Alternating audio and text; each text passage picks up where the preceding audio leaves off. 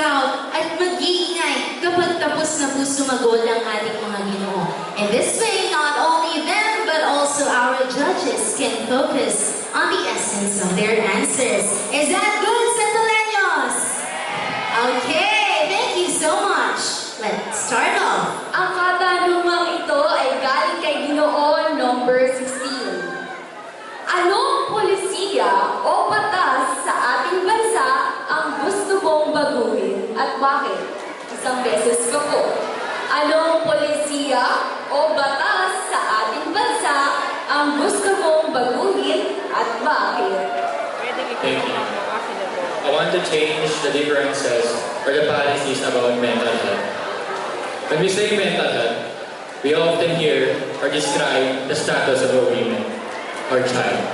But for me, I want to also include the men. Let us also need to encourage them. And as a Ginoo, I want to say that mental health is very important. It doesn't define your characteristic. It doesn't define who you are. It doesn't define that you are feminine. It is just you. Holding yourself to be true and nothing but the truth. Thank you.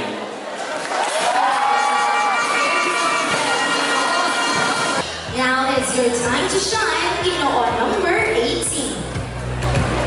Welcome, Ginoong number 18. Kinakabahan ka ba?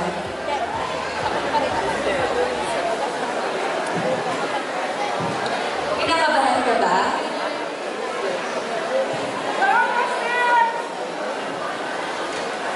Okay, this is your question.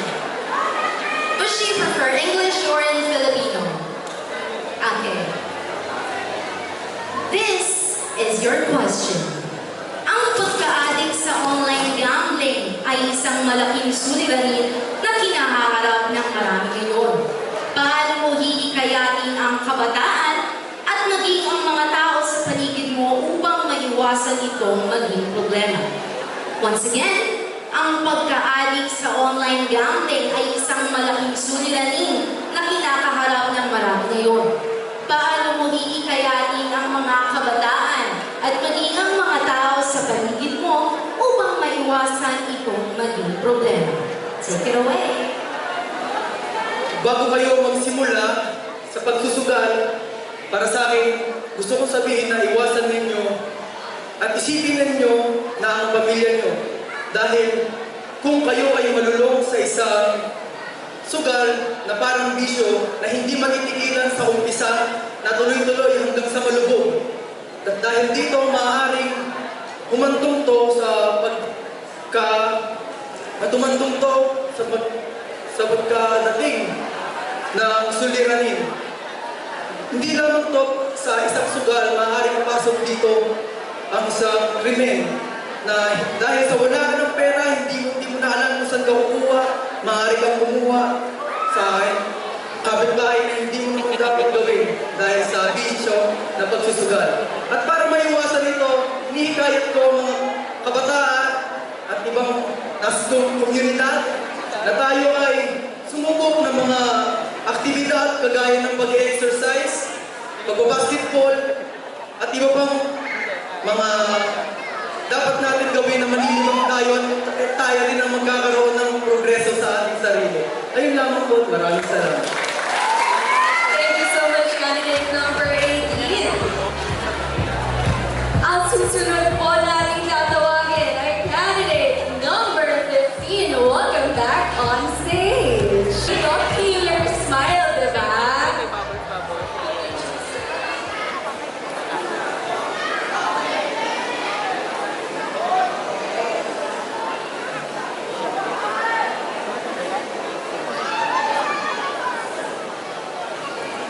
Ang katanungang ito ay galing kay Ginoo number 13.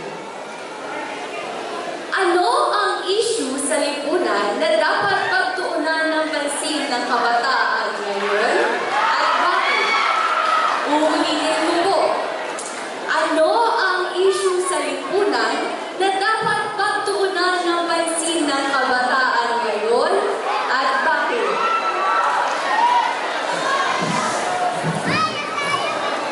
Ang dapat Ang issue na dapat pagtuunan ng mga kabataan, pagtuunan ng pansin ng mga kabataan ngayon ay ang issue tungkol sa korupsyon.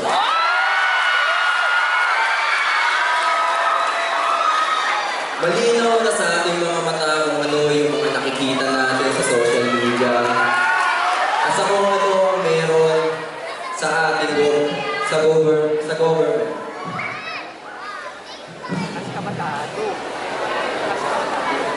At dahil alam na natin at mulat na tayo sa realidad, mas maganda na piliin natin kung sino yung mga tunay at mas karapat dapat na upo sa ating mga sa ating mga nakatataas o piliin natin kung sino yung totoong nagmamalasakit sa ating mga Pilipino. Dahil naniniwala ako na nasa atin rin naman ang kapayapaan at nasa atin mismo ang ating mga future or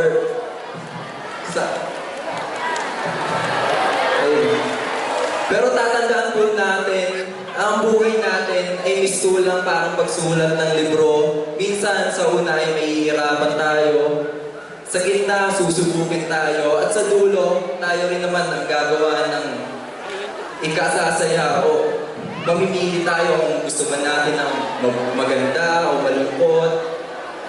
At nasa atin na mismo. At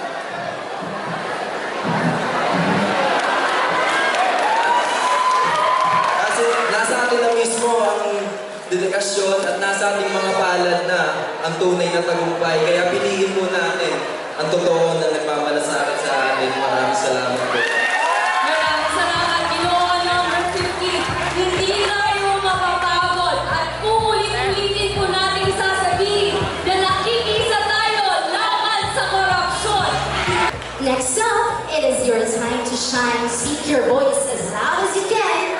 Ginoo number 2. I like your ear cuffs, Ginoo number 2. Ang ganda. It really suits you well.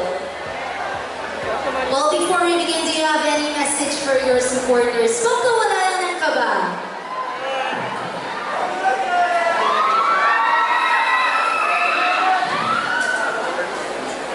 Hello everyone. I would like to thank everyone na sumusuporta sa akin, na tumulong sa akin para maging posible na makasali ako sa programang ito. Especially sa mga magulang ko, sa handler ko, sa friends and relatives ko, sa kanila lahat at sa organization ng Santolan Gay Association. Ngayon, kung ano mang isasagot ko dito, naway tulungan ako ng ating Panginoon. Ayun na. Hindi ba yung sagot Meron ka bang tanong? Okay, for your question, this question is from Ginoo number 12. So your question is, eto na. Sa kasalukuyang kinaharap ng gobyerno ukol sa usaping korupsyon, paano mo gagamitin ang iyong plataforma upang makatulong sa laban na ito? Again, sa kasalukuyang kinakaharap ng gobyerno ukol sa usaping korupsyon, paano mo gagamitin ang iyong plataforma upang makatulong sa laban na ito?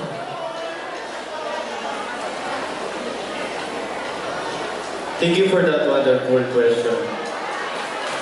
Aware ako kung gaano kalaki ang influence at kayang magawa ng isang Ginoong Santolan.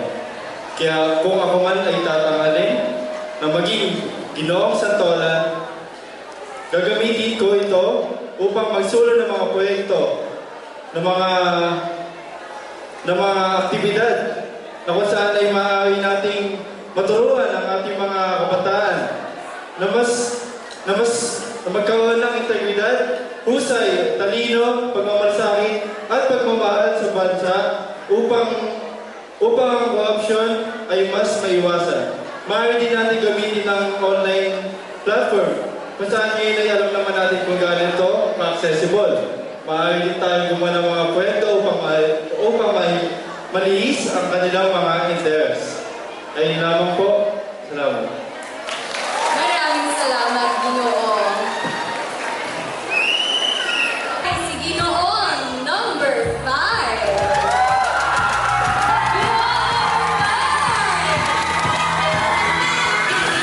Masaya ka ba na maraming sumusuporta sa'yo? Sobrang masaya po. Sobrang masaya ako. Maraming salamat sa inyo. Lalo na sa mga anak ko. I love you. Kanina ba matataas yung energy ng mga supporters ni candidate number 5? Talagang lalakas ang loob mo, di ba? Kapag may ganyan ka naman kalakas na supporters.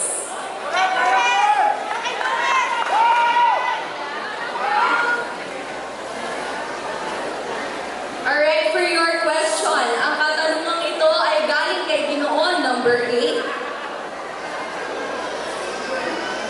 What does being a leader mean to you? Or in Tagalog, ano ang kahulugan para sa iyo ng pagiging isang leader? Uulitin ko po. Ano ang kahulugan para sa iyo ng pagiging isang leader? Maraming salamat sa inyong question. Naniniwala ako. Ang ibig sabihin ng leader ay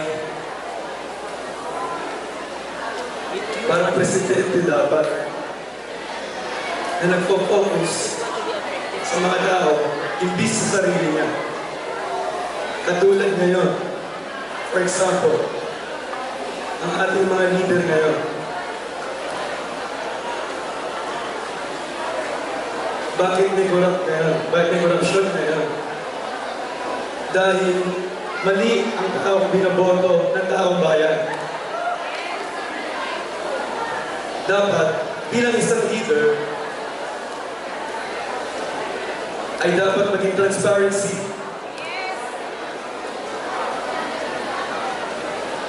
At nakatutok sa mga proyekto. Hindi sinasarili ang kanila. Pero, maraming salamat po. Maraming salamat Ginoong number 5. Isa nga po sa sinabi niya na ang isang katangian ng isang mabuting leader ay dapat mayroong transparency. And moving forward, let us give it up for Ginoo number 11. Isa ka. Kabado. Hawakan mo yung mic mo para hindi ka na masyadong kabahan. Ayan, kamusta ka? Hindi na po ba? Ayun, hindi mo siya kabado, di ba? May magic pala yung mic natin dyan. Grabe isang tola, may magic yung mic nyo, no?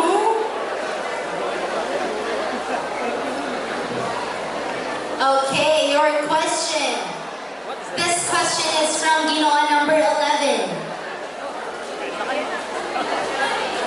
Paano mo gustong maalala ng mga tao o manonood matapos ang patimpalak na ito at bakit?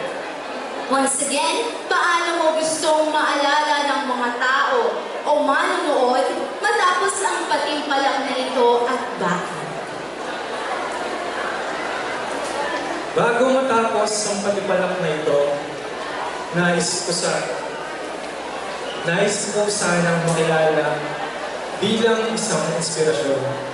Inspirasyon sa lahat ng kabataan na kahit tayo ay laki sa hirap, basta tayo yung magtsatsaga, magsusumikap. At bilang isang scholar ng bayan, lumaki ako na ang hawak ko lamang may pluma, papel, libro, mula umaga hanggang gabi na preview. Pero hindi alintana. Bagamat hadlang ang kahirapan para sa lahat, hindi natin maaaring makuha ang nais natin makamit agad-agad. Pero nararapat lamang na tayo yung magsumikap at kunin kung ano ang naranis natin makuha. At sa uli, masasabi ko sa lahat ng nandito, sa lahat ng kabataan, sa lahat ng Santoleño, malayo pa, pero malayo na. At may ilalayo pa. Padayon, Santoleño! Maraming salamat, Ginoon number 11. Kaya naman pala ganun ang ginawa niyang question. Because he really knows that we are. Please welcome on stage candidate number 14.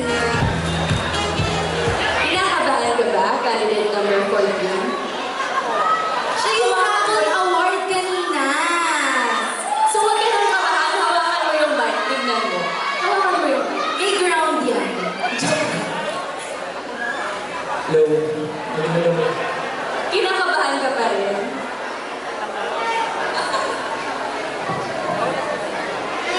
Sige na.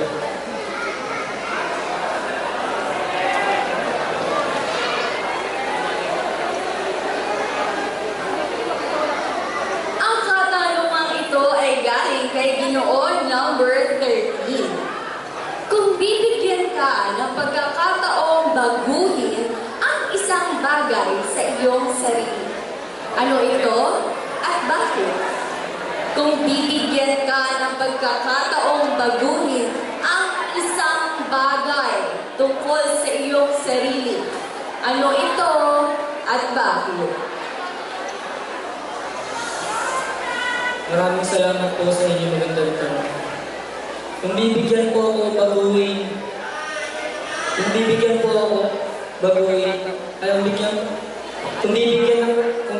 ako ng pagkakataon baguhin ang isang bagay sa aking sarili.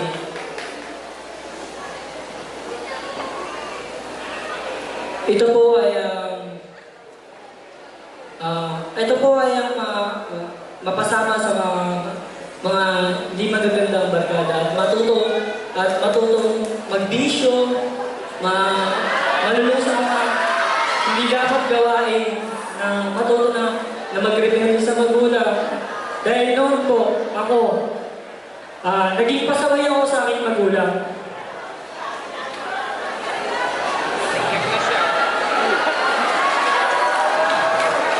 Ako po ay nabarkada. Natuto magbisyo.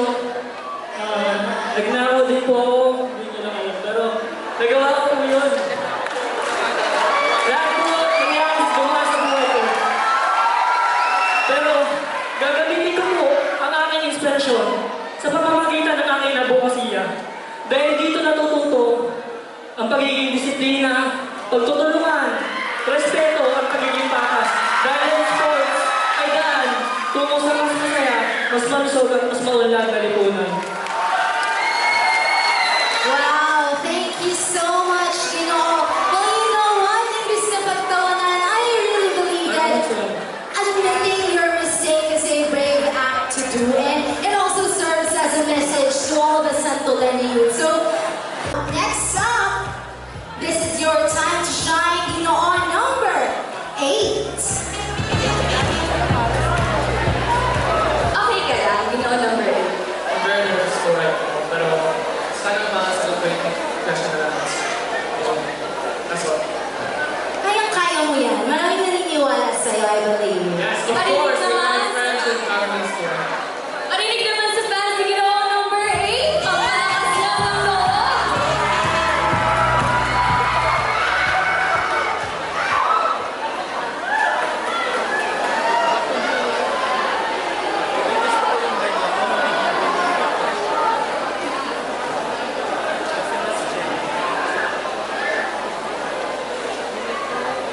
Okay, your question. Bilang isang ginoong Santolan candidate, ano ang maipapayo mo sa mga kabataang nasasangkot sa mga iligal na gawain at bisyo? Once again, bilang isang ginoong Santolan candidate, ano ang maipapayo mo sa mga kabataang nasasangkot sa mga iligal na gawain at bisyo? Thank you for that wonderful question. I believe that kung pwede ko man lapitan sila, I'll encourage them to there's still hope in the end of cloud, like a silver lining cloud. And even it's hard, it's painful, do not give up. Don't live your life just that easily. And I believe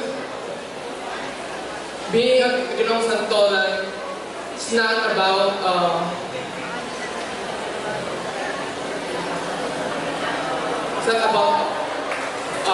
handsomeness, attractiveness, tallness, but it's also a responsibility, leading the youth for a brighter tomorrow. Thank you.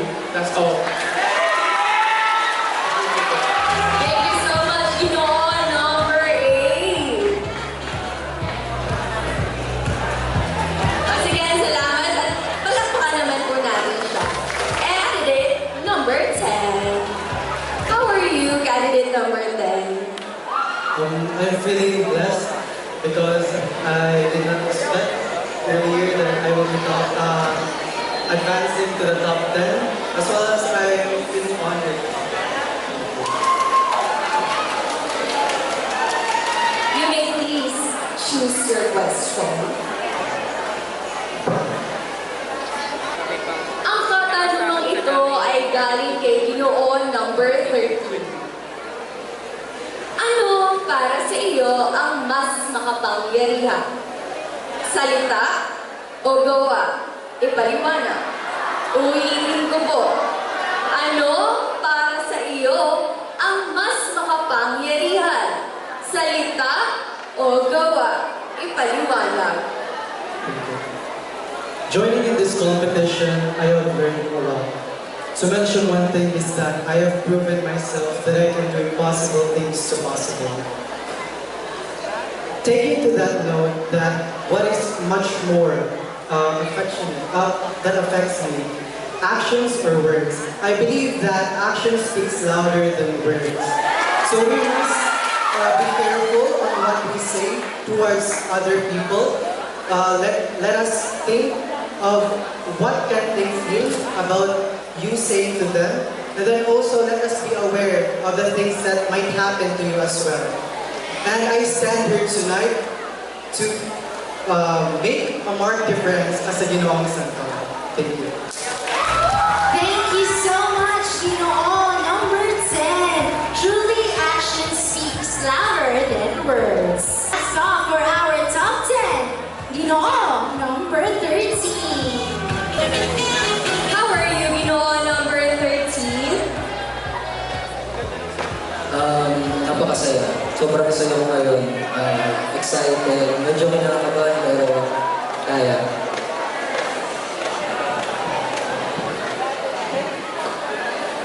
Okay, it's now time for you to pick your question.